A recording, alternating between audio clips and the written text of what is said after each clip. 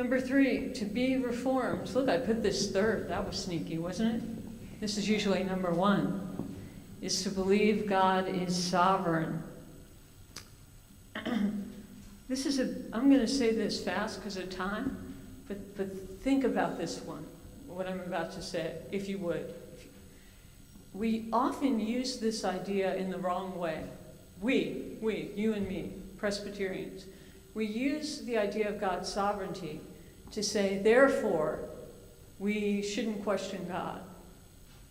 Therefore, God knows what God's doing and we shouldn't ask too many questions. We shouldn't cry out. We shouldn't complain.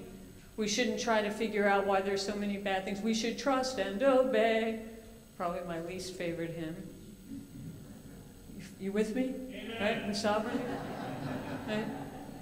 Actually, the doctrine of the divine sovereignty, the idea that God is sovereign, that God is all-powerful, that God is the governor of the universe, that God holds the waters of the cosmos in the hollow of God's hands, that God knows every day of our lives before one of them came to be, right? That God is omniscient, immortal, all that, right? God is all in all. That idea is precisely what authorizes us to complain, to cry out, and to ask God where God is. We see it throughout Scripture, in the witness of Jesus, but all the way back in the wisdom literature, in the Psalms.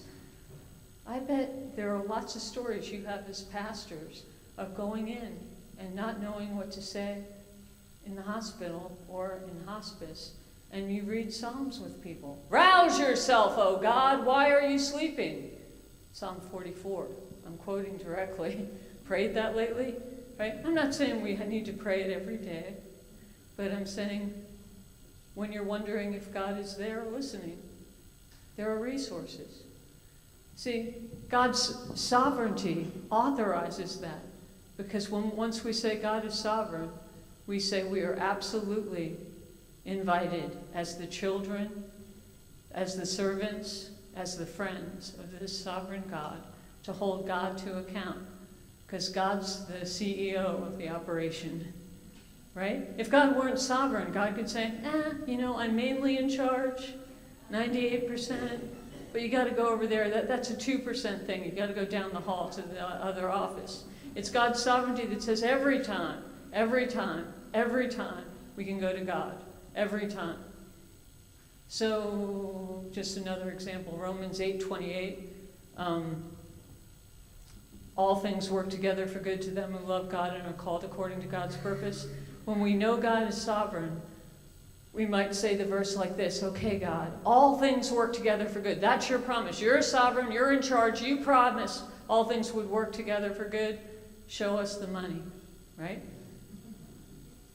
I know that sounds kind of extreme. This is my point. I think we're a little reticent to go the whole way.